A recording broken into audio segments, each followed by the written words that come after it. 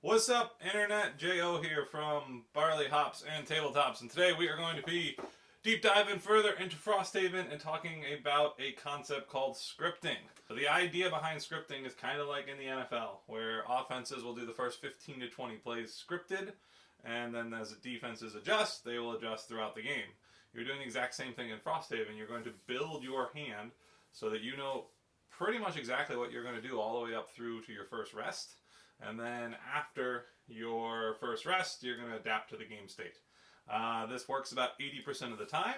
The cool part is it really simplifies the game and it makes it a lot easier to look at cards. And I swear, if you start doing this, you're going to be building your scripts when you're not playing and then very excited to play as you swap cards in and out and you try to optimize your first set of rounds, which depending on the character, if you're a 10 card hand, that's 5 rounds, 12, 6, 9 or less, you're looking at 4 rounds. So it's really cool. It's a very helpful tool, and I'm going to show you guys how to do it. I am a huge fan of it. Half our group is, half our group isn't. So let's see what you think, and let us know in the comment section. So basically, to start here, I got a level 1 Deathwalker. These are all your cards, your level 1s and your X cards. So what I like to do to start off when I'm scripting is I take every card, and I'm going to go through it one by one, and I'll put them into 3 different piles. And the idea here being, do I like the top or the bottom action better? And the reason for that is because I can only do, so the Deathwalker is a 10 card hand, so I can only do 5 actions. That means I'm getting 5 top actions and 5 bottom actions no matter what. And I want to look at the cards like that. I think too often in Frosthaven we look at both the top and the bottom and make an assessment on if the card's good or bad. Honestly, most of the time I don't care because 80% of the time I'm going to be using that card for its bottom or its top. So I'm just going to, the idea behind the script is if I build it that way, I will only be using this card majority of the time for what I think is more powerful, the top or the bottom. So when I go through these cards, so Call of Doom here, I like the bottom, generates darkness, that's really important, so I'm going to put that in the bottom pile. Here we got Strength of the Abyss. This bottom action is really wonky and we can't afford a lot of lost cards, so I'm going to say that that's a better top action. Alright, Wave of Anguish, we got a top loss action. So more than not, I'm going to be using this for the bottom consistently. Okay, Rest in the Shade.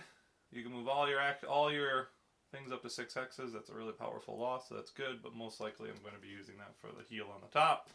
Call to the Abyss. This is our staple card for anybody who's played the Deathwalker.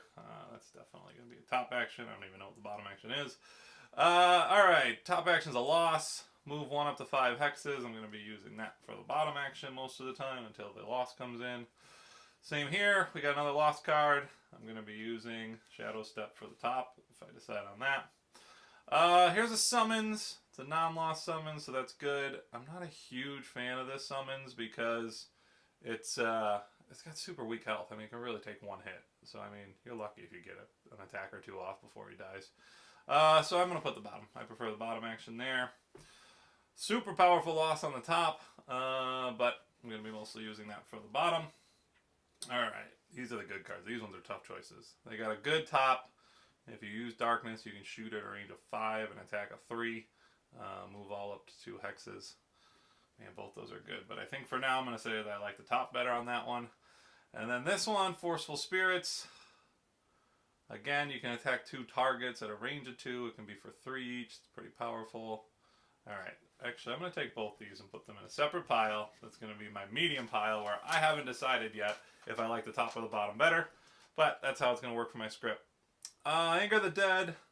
Super interesting bottom, but you got to kind of combo that with other cards, lost cards, or way later in the mission. But so I like the top a little bit better there. Fluid Knight. Oh my gosh, this card is absolutely our staple. What a great card. 5 attack, no loss. Can't beat that. That's incredible. Taking the top. I'm not even sure what the bottom says. I don't even care. It's too many words. And then Eclipse. Great top, but it is a loss. It's a good way to get them out there. So I think majority of the time I'll be using that for the bottom. Alright, at this point then, I start to split these out. So this is my top deck. And I like to sort it by initiative, right? So 14, 24, 26, 50. This kind of helps me pick. So now I know, like I said before, the Deathwalker has 5 top actions that you can do, and that's it. So I'm going to start building my script. So I have 6 cards here, so I'm going to have to drop one at some point. Now I also have these two, which I might want to work in. So this is what I'm going to start talking through. Call of the Abyss, absolutely a staple. So I'm going to put that in, and I'm going to do it. I like building a ranged Deathwalker, so for me, Strength of the Abyss is not going to make it into my deck. Rest in the Shade is my only heal card. It also generates darkness, which I kind of need a lot. I'm going to put that to the side. Deathwalker is actually an 11 card hand, but I can only do 5 rounds, because you can only play 10 cards. Fluid Knight, I'm absolutely using for the top. Love that. That's a great card.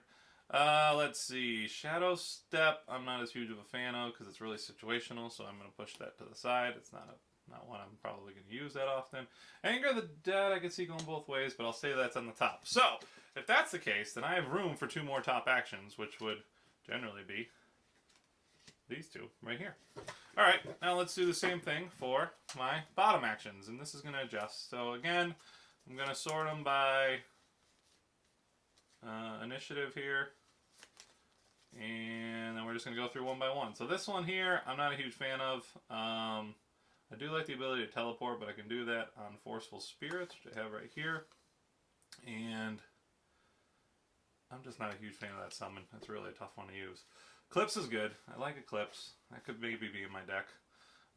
Lingering Rot has an awesome lost top. It's very powerful, especially in the right situation. Bottom pretty good, so I think I'll put that here. Wave of Anguish, another one in the right situation, can be a very powerful top, but I'll be usually using it to move my hexes around. Dark Fog, great one for the bottom, and then this one's a very good one for the bottom. So we got 5 and 5, right? So here's our top actions, here's our bottom actions. So now we're going to start looking at them and saying, how do we build these together so that they make like a really good script? We also have Rest in the Shade sitting over here. Put my 3 cards to the side that I'm not a fan of. Now I might go back and bring them in later as I see how these cards work together, because that at the end of the day is what's really important in Frosthaven. The cards need to work together, and if they don't, I don't care how good the card sounds on paper, it's of no value to you. So first things first, love Call to the Abyss. You're pretty much starting off every single game with this. So actually, I'm going to slide all these up, and we're going to build our deck right down here. So, Call of the Abyss is going to be what I'm going to use probably pretty much 80% of the time in the first round. I think I'm going to combo this with Call of Doom. So I still want to go slow, and this is going to be the first round of my script. So I'm going to use Call of the Abyss, get it in place. I can then move 3, but what I really like about this is it's going to generate darkness. And darkness is how I get a lot of our power as we play this game. So at this point, this is going to be able to mark people, so that means I need to start attacking people so they die and I get shadows on the board, because this character is awful without shadows. That is the entire basis of it. So I'm going to do something a little wonky here, and this is just because I think that these cards play really well together. Now, as I said earlier, these 2 cards are my middle. I like both the top and the bottom. So if you find 2 of them that you like that, usually they work really well together. And this is a great scenario. So if I generate darkness here, I have options now, and I moved 3, I went slow, which hopefully that tells me where the monsters are kind of all situated for the following round, and I can put myself in a position where maybe I can attack 2 of them at a range of 2, going kind of fast at 28, and, you know, this gives me the option of either pretty much doing a basic move, or if I'm lucky and I kill them, I can move one of those shadows up to 2 hexes. The alternative option here is if they're really far away, I can use this one, and I can get it up to a range of 5, because I'll spend my shadow and attack for 3, and if I'm lucky and kill him, or it dies that round or something, I can teleport to that hex. So I like how these 2 work together here, so that's what I'm going to set. At that point, now this is going to change things because I took 2 tops, so that means I'm going to need another top somewhere else to plug in. I might grab it from my lost pile, I might grab it from some of these other piles, but going forward, so after that, if I'm thinking about the scenario, you know, first round I powered up, I didn't do anything. The second round, everybody's attacking. Monsters are going to start dying, and usually the further away monsters now start to come into effect around round 3 or 4. So we're going to look at that and think about, okay, the monsters might be further away, so I'm probably going to need some type of movement. So maybe like Wave of Anguish could be a good move here, and like that lets me move 2, and I can move a hex up to 1. What can I combo that with? Maybe I want to combo that with Anger of the Dead, and I can go really fast. So I kind of like that for my script right now. I think that's what I'm going to do. And in an effort to make this look a little nicer, we're going to just slide everything up as we're building. So there's our round 1. There's our round 2. There's our round 3. So we got 2 rounds left as the... Now we're going to really start setting up for this. So these 2 cards, I just love the way they work together. Whether you do this in round 4 or 5, I think that's kind of up to you to decide, but by round 4, you will absolutely have at least a shadow on the board. Now, when you use Anger of the Dead here, you might choose not to spend the shadow. You might just want to move the 2, attack 2 away. That means you can basically attack an enemy that's up to 4 spaces, which is pretty good. Get your shadows into position, that's great there, and then set it up. Now you can move a shadow up to 5 hexes and hit them with Fluid Knight, and this is just it's such a powerful combo. It works really, really well.